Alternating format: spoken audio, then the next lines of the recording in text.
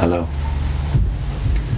When I was coming out of the Watchtower in 1986, I was already familiar with this man, Jack Finegan. He was an archaeologist that was well known, even in the Watchtower, because they quoted him frequently to usually disprove things that, of course, that Christendom taught, or for like purposes to prove their own positions in respect to the historical truth of the Bible, which is an admirable thing to do. But I didn't know until I left the Watchtower that Finegan had, when he published this book, around the same time as I was joining the Watchtower in 1970, when he published it, he devoted the last 40 pages or so to one subject, which subject was the cross. And I knew, being a Jehovah's Witness, something about prophecy, and I used prophecy to my own ends as a Jehovah's Witness, and I had seen an entire publication called The Nations Shall Know That I Am Jehovah, published the very year I was baptized in 1971. And in that book, I didn't remember ever noticing, or it being brought to our attention, that the mark that was put upon the foreheads of the people spared in Jerusalem, Ezekiel chapter 9, the mark that was the mark of salvation, therefore, for those few who were saved in the destruction of Jerusalem and the destruction of God's temple in Jerusalem, the mark that was put upon their foreheads, Jehovah's Witnesses have their own version of what that means, and forever, it seems, the Watchtower has been teaching that they are the ones in their public preaching work putting the mark upon the heads of those who God is going to spare from the destruction of Christendom and the world at Armageddon. But what was the mark? So when I looked at this book, which had already come into my hands, The Archaeology of the New Testament by Jack Finegan, for the first time I realized that they must have been conscious that the mark itself had some significance when it came to their analysis of the doctrine of the cross. Of course, they've long believed, since at least the 1930s, when they took the name Jehovah's Witnesses, that the cross is a pagan symbol. But listen to what Jack Finegan says about the cross. In Ezekiel 9:4, the man clothed in linen is instructed to go through the city of Jerusalem and put a mark, a tau, upon the foreheads of the men who sigh and groan over the abominations that are committed in the city.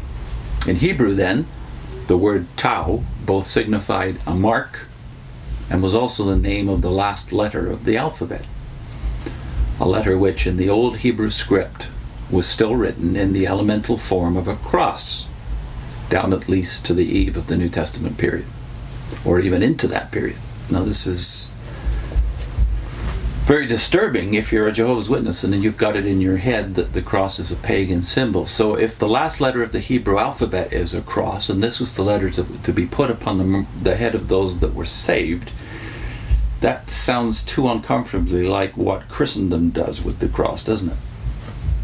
And the cross is a symbol of salvation, not a symbol of some pagan god, i.e. the god Tammuz, which is the claim the Watchtower often makes.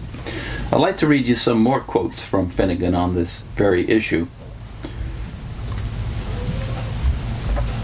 from the appendix to his book, the last chapter.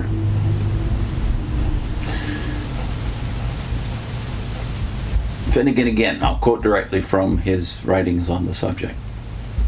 In the further evolution of the alphabet, the Semitic tau became the tau of the Greek alphabet and the T of the Latin. The Greek letter chi, transliterated chi, was also recognized as an equivalent of the tau. This was the more readily possible because, on the one hand, in early Greek, the chi was often written as an erect cross mark, and because, on the other hand, the tau itself was often written in the sideways position, so that it was already like the later, more usual form of the chi, and like the Latin X. In other words, it was originally more like X, but in later Hebrew assumed a capital T form. However, since the tau was the last letter of the Hebrew alphabet, it was sometimes considered that the last letter of the Greek alphabet, the omega, was also its equivalent. That's page 223 in the Archaeology of the New Testament. From the next page, 224, Finegan says, in the Old Testament, the word tau occurs in two very interesting passages, in both of which it can very well mean mark, not only in a general sense, but also in the specific sense of the cross mark, which was also the alphabetic character. The first passage is in Job 31:35, where Job says, "Here is my signature." That's the Revised Standard Version. And the Hebrew is literally, "Here is my mark, tau." Thus Job probably made his mark, at least figuratively, in the form of a cross mark, erect or like an X, just as a person may make an X as a legal signature today. The tau, as the 22nd letter and last letter of the Hebrew alphabet, stood for perfection. Thus the last letter of the alphabet, it could also be connected with the statement of the Lord in Isaiah 44 verse 6 and 48 verse 12. "I am the first and I am the last." This statement might indeed suggest that both Aleph, the first character, and Tau, the last, could stand together for the name of the Lord. Indeed, in the Midrash Rabbah, Genesis, it is stated with explicit citation of Isaiah 44:6 that the seal of God consists of the three letters Aleph, Mem, and Tau, the first, middle, and the last of the alphabet, which together form the word Emet, which in Hebrew means truth. Of these letters, special importance attaches to the last and final one, and the Talmud says with respect to the same seal of God, Tau is the end of the seal of the Holy One. Taken together, the Hebrew Aleph and Tau correspond to the Greek Alpha and Omega.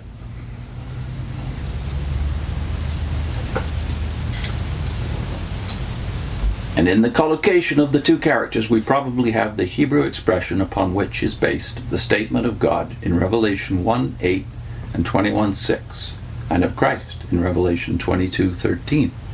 "I am the Alpha and the Omega." The 144,000 servants of God are sealed on their foreheads, according to Revelation chapter 14, and this plainly reflects Ezekiel 9:4. In Ezekiel 9:4, the mark on the foreheads of the faithful showed that they belonged to the Lord.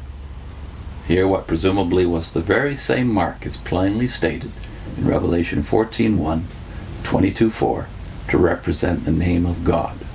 Therefore, it is a reasonable conclusion that already, in Jewish thought, as well as certainly here in Christian application, the Tau stood for the name of God, as well as marking the one upon whom it was placed, literally or figuratively, for protection and salvation. Therefore, the Tau sign, which stood for the name of God in Jewish thought, probably also stood for the name of Christ in Jewish Christian thought. In fact, in Revelation 22 verse 4, where it is said that his name shall be on their foreheads, it may be noted that the reference in the immediately preceding verse was not only to God, but also to the Lamb.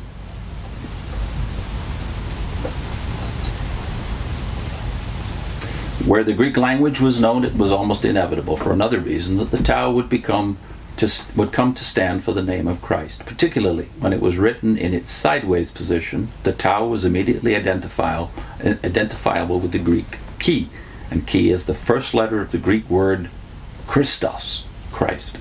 The word is, of course, the usual translation in the Septuagint and elsewhere of the Hebrew word anointed or Messiah. And it is of interest to find that in connection with the Anointed One, there was also a characteristic application of a mark to the forehead. Our rabbis taught how were the kings anointed? In the shape of a wreath, and the priests in the shape of a key. What is meant by the shape of a key? Rabbi Gada replied, in the shape of the Greek X.